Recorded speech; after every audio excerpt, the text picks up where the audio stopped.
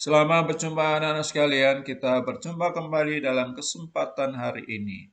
Semoga anak-anak semua dalam keadaan sehat, dalam perlindungan Tuhan Yang Maha Kuasa, sehingga siap untuk melakukan kegiatan belajar bersama pada hari ini menggunakan video pembelajaran ini. Anak-anak sekalian, kita hari ini akan belajar pada tema 7, yaitu indahnya keragaman negeriku, pada subtema 2, indahnya keragaman budayaku, serta masuk pada muatan pelajaran bahasa Indonesia.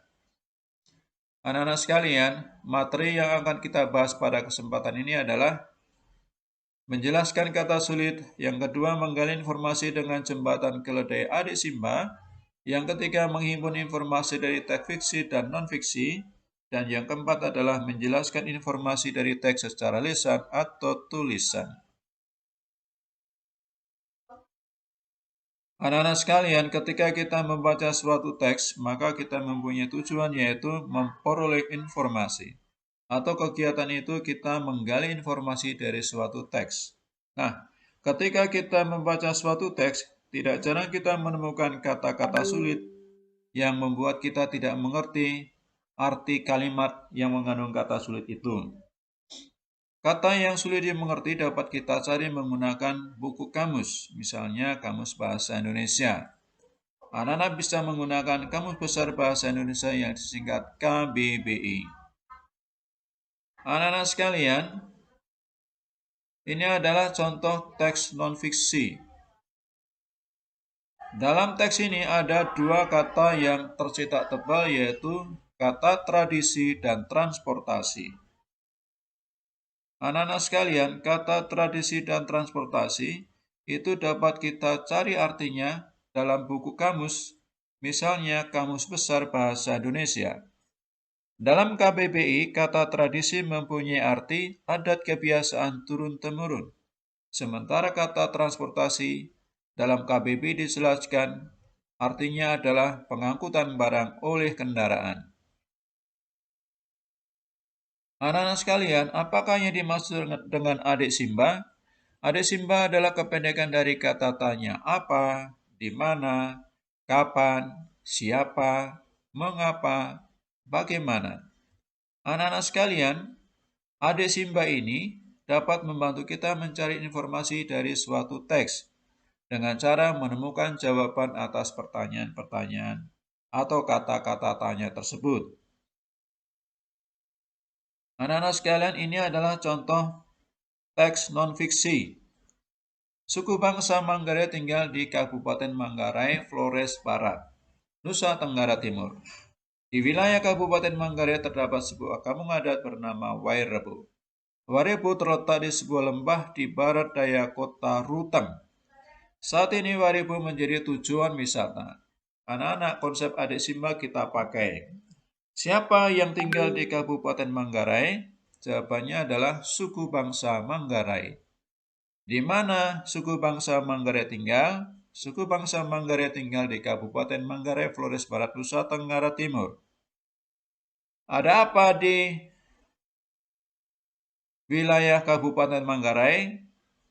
Di sana ada kampung adat bernama Wairebo. Mengapa kampung adat Wairebo? Kampung adat Wairebo saat ini menjadi tujuan wisata dan sebagainya. Anak-anak sekalian, dari teks tadi kita bisa menuliskan informasi. Judulnya adalah Suku Manggarai. Informasi yang kita temukan dan bisa kita sampaikan pada orang yang membutuhkan informasi adalah: 1. Suku Manggarai terdapat di Flores. 2. Di Kabupaten Manggarai terdapat kampung adat Wairebo. 3. Wairebo terletak di sebuah lembah.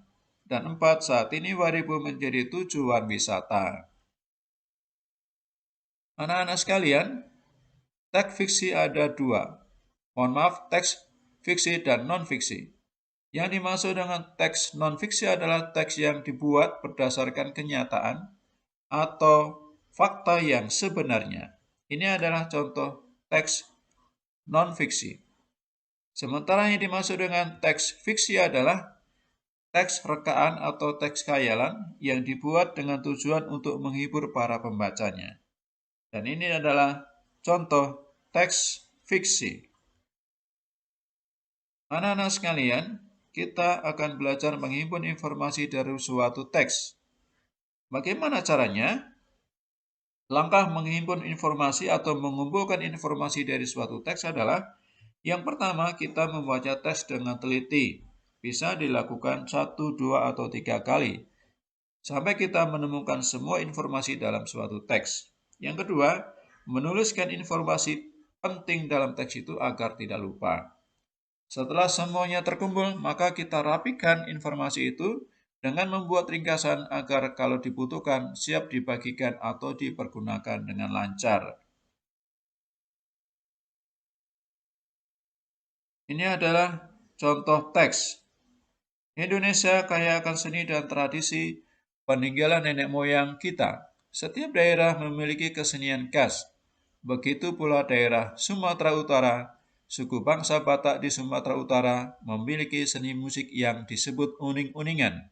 Seni musik uning-uningan ini menggunakan banyak alat musik tradisional Sumatera Utara. Dari teks tadi kita bisa memperoleh atau mengumpulkan informasi sebagai berikut. Ide pokok paragraf pertama adalah Indonesia kaya akan tradisi seni peninggalan nenek moyang. Yang kedua, ide pokok paragraf kedua adalah alat musik garantung. Dalam kesenian uning-uningan terdapat alat musik garantung yang disukai masyarakat. Bagaimana kita menjelaskan informasi dari suatu teks? Kita bisa menjelaskan informasi dengan cara lisan atau dengan mulut, dengan tutur kata, atau secara tertulis atau tulisan. Yang perlu diperhatikan saat menjelaskan informasi dari teks adalah: 1. Buatlah ringkasan informasi yang diperoleh. Yang kedua, sampaikan informasi sesuai informasi pada teks tanpa menambah atau mengurangi, agar para pendengar atau yang diberikan informasi tidak salah paham. Yang ketiga, pastikan kita sudah memahami informasi yang akan disampaikan. Karena kalau tidak paham informasi, maka kita akan mengalami kesulitan saat menyampaikan informasi. Yang keempat, penyampaian informasi hendaknya memakai bahasa yang baik dan mudah dimengerti, sopan dan tidak menyinggung perasaan orang yang mendengarnya. Latihan membaca informasi. Anak-anak, ketika kita membaca suatu teks, maka hendaknya dilakukan dengan teliti, cermat, dan tidak terburu-buru. Alat musik garantung terbuat dari kayu. Pada alat musik ini terdapat 7 bilah kayu yang digantung di atas sebuah kotak. Kotak ini berfungsi sebagai tempat penyimpan suara atau resonator. Dan seterusnya, anak-anak bisa membaca sendiri ya. Nah, dari teks tadi kita bisa menjelaskan.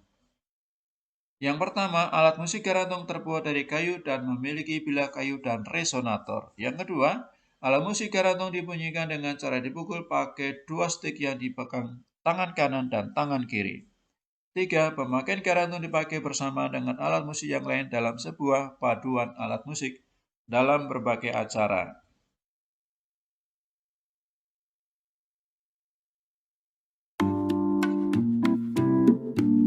Demikian anak-anak yang bisa Pak Guru sampaikan. Semoga bermanfaat dan tetap semangat walaupun belajar melalui video pembelajaran. Sampai jumpa pada kesempatan yang lain.